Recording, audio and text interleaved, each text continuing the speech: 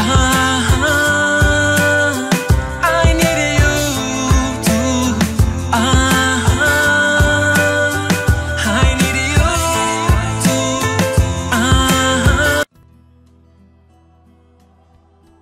Cet épisode commence avec Borchou qui continue de frapper Octet. Celui-ci en tombant, essaie de récupérer le scalpel dans le pied de la chaise.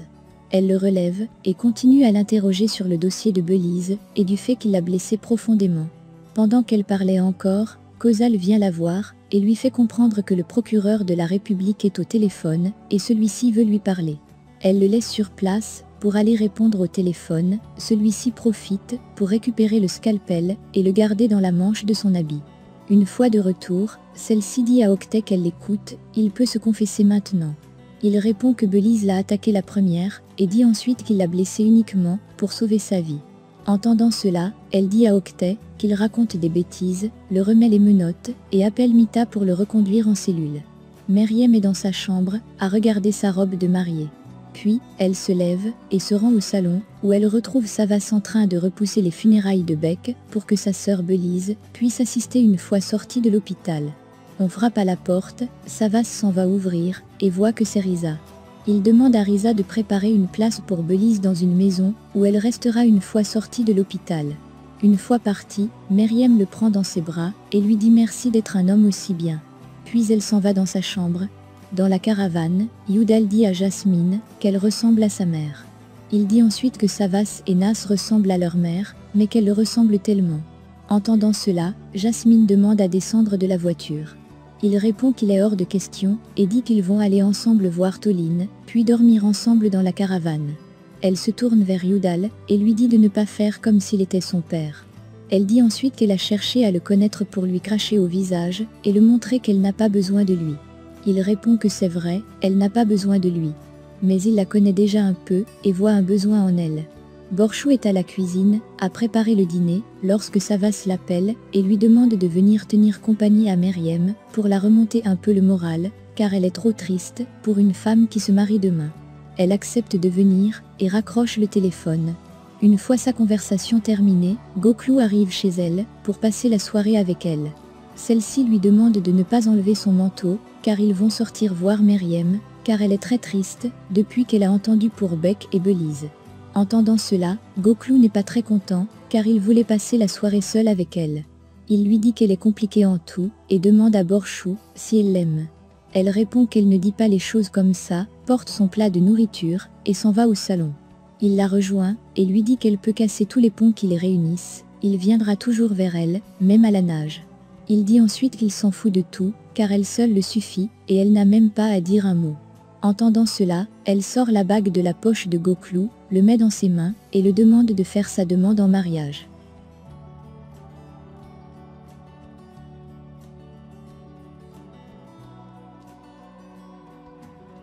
Entendant cela, celui-ci est très ému, et est au bord de fondre en larmes. Il la porte dans ses bras, puis met un genou par terre, avant de lui mettre la bague au doigt. Puis il se relève, et l'embrasse. Au commissariat, un policier vient pour donner à manger à Octet. Celui-ci, le voyant venir, récupère son scalpel et le cache dans sa poche. Le policier le demande de reculer pour poser le plat de nourriture. Voyant cela, Octet fait semblant d'avoir une crise d'asthme pour attaquer le policier. Mais celui-ci, étant sage, dépose rapidement le plat de nourriture et referme la cellule. Voyant cela, Octet est en colère et botte le plat de nourriture. La mère d'Octet vient voir Belize à l'hôpital et lui donne un verre d'eau pris sur la table. Voyant cela, Belize frappe le verre d'eau et lui demande ce qu'elle fait là. Elle se met à pleurer et dit qu'elle est à l'origine de tout cela. Elle dit ensuite qu'ils étaient si pauvres et elle a toujours dit à son fils de prendre ce qu'il veut, car il le mérite, et ça l'a rendu ainsi. Belize dit qu'elle ne peut pas avoir pitié d'elle. Elle sort la photo de son frère et le montre à la mère d'Octet en disant « Regarde comment il était jeune, mais ton fils l'a tué ». Elle se met ensuite à crier, en disant « Sors d'ici, et va-t'en ». Les infirmiers arrivent, et mettent la mère d'Octet dehors. Savas vient voir Meriem dans sa chambre, et lui dit de descendre avec lui, car les jeunes ont une bonne nouvelle à lui annoncer. Une fois en bas, elle voit Borchou et Goklou, qui lui disent qu'ils vont se marier. Entendant cela, elle est très contente, et demande d'entamer les préparatifs. Après s'être mutuellement congratulés, ils se mettent à table, pour prendre le dîner. Meriem se met à plaisanter avec Goklou et est de moins en moins triste. Yudal vient voir Toline et a peur de sa réaction. Il prend son courage et frappe à la porte. Une fois à l'intérieur, celle-ci le passe un gros savon, accompagné de sa fille Nas. Elle lui reproche la façon qu'il a agi avec la mère de Jasmine et du fait qu'il ne savait pas qu'il avait un enfant. Puis elle demande à Yudal où se trouve Jasmine en cet instant. Il répond dans la caravane, elle va un peu rester avec nous. Entendant cela, Toline se dirige vers la caravane. À table, Meriem remercie Borchou et Goklou d'être venus la voir. Elle dit ensuite qu'elle sait qu'il aurait aimé passer la soirée ensemble. Puis elle dit qu'elle savait qu'il devait venir, car elle a entendu Savas parler au téléphone. Entendant cela, Savas fait semblant de ne pas comprendre ce qu'elle dit. Ensuite, ils se mettent à parler de leur mariage et de leur voyage de noces. Meriem dit à Goklou qu'elle ne sait pas où ils vont, car Savas a parlé d'une surprise. Alors Goklou demande à Savas quand ils rentreront de leur voyage de noces pour qu'il soit leur témoin à leur mariage. De l'autre côté, Toline frappe à la porte de la caravane pour essayer de réveiller Jasmine. Elle ouvre la porte et Toline lui demande de venir avec elle à la maison. Elle répond que c'est pas nécessaire, mais Toline insiste. Une fois à la maison, Nas demande ce qu'elle fait là. Toline demande à Risa de l'installer dans la chambre de Goklou et demande à parler avec Nas. Une fois au salon, Nas dit qu'elle ne peut pas oublier ce que Jasmine a fait et demande à Toline si elle a une mémoire courte et a déjà oublié. Elle répond qu'elle ne peut pas la laisser dans la rue, encore moins la renvoyer chez sa tante. Elle dit ensuite à Nas qu'elle ne demande pas de l'embrasser et de l'accepter comme sa sœur, mais de respecter sa décision. Elle dit ensuite qu'elle est désormais la responsable de tous les enfants Sargoun et que si Nas n'est pas d'accord avec sa décision, elle peut aller rester dans sa chambre comme une adolescente. Entendant cela, Nas se lève et va dans sa chambre.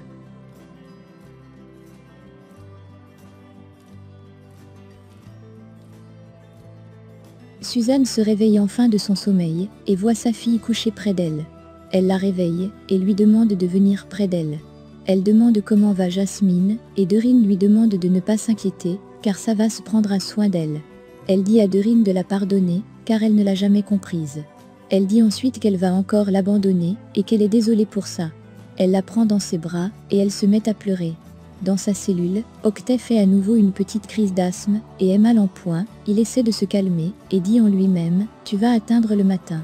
Le lendemain matin, Savas réveille Meriem avec un verre de jus de fruits et lui dit que ça va être une journée épuisante. Elle demande ensuite ce qu'ils feront une fois la journée terminée. Il sort 2 billets d'avion de sa poche et lui dit qu'ils iront d'abord voir Selma, ensuite ils iront en Suisse à la plage, car là-bas il ne fait pas froid. Elle est contente de son programme et le prend dans ses bras. Goklou se lève de son lit et cherche Borchou. Il la rencontre dans la chambre de son enfant, en train d'arranger les choses. Voyant cela, il retourne dans sa chambre et se met à pleurer. Borchou vient le voir et il la prend dans ses bras. Il lui dit qu'il la rendra heureuse, comme jamais elle ne l'a été. Entendant cela, Borchou dit qu'elle le sait. De son côté, Toline appelle Nas pour l'aider à fermer sa robe. Celle-ci dit que sa mère a eu 12 et 15 kilos de plus lorsqu'elle les a accouchés, son frère et elle. Jasmine arrive à la rescousse et dit que la sienne a eu 13 kilos de plus. Toline en entendant cela est sous le choc. Puis Toline demande à Jasmine de changer de vernis à ongles. Elle répond qu'elle le veut bien, mais elle n'a pas un autre. Alors, Toline prend celui de Nas et lui donne. Nas dit garde-le, de toute façon je devais le changer. Jasmine répond merci et s'en va dans la salle de bain. Toline dit à Nas que Jasmine ne mérite pas d'être traitée de la sorte. Elle répond que si, elle mérite encore plus, et elle s'en va. Yudal et Risa sont à se préparer pour le mariage. Ils demandent à Yudal comment ils vont faire pour entrer dans la salle. Yudal répond que Jasmine va les laisser entrer une fois tout le monde installé. Puis il prend une cravate et la met à Risa. Il dit ensuite qu'il aimerait lui présenter une fille, la cousine de Goklou, car il aimerait que tous ses fils soient mariés. Il remercie Yudal de sa sollicitude et le fait comprendre que son cœur est déjà pris par son assistante à l'entreprise. Yudal est d'accord et dit que c'est une bonne fille. Il dit qu'il pouvait aller la voir lui-même, mais il est un fugitif. Il dit ensuite qu'une fois Savas de retour de son voyage, ils iront tous pour ça et est très content. Dorine dit au revoir à sa mère et lui promet de venir avec Jasmine et son père une fois le mariage de Savas terminé pour qu'elle ne soit pas seule dans ses derniers moments. Elle demande à Dorine de ne pas aller au mariage, mais Dorine dit qu'elle va y aller, seulement pour Jasmine. Suzanne demande à Dorine de ne rien faire et de ne pas devenir comme elle. Elle dit ensuite que la vengeance ne va rien lui donner de bon et de laisser Savas partir, de le laisser être heureux. Elle la prend dans ses bras pour lui dire au revoir, puis elle s'en va. Meriem et Savas sont prêts à se rendre au lieu de la cérémonie. Elle dit à Savas que la prochaine fois qu'elle entrera dans la maison, elle sera Madame Sargun et n'arrive pas à le croire. Puis, Borchou et Goklou arrivent et ils s'en vont.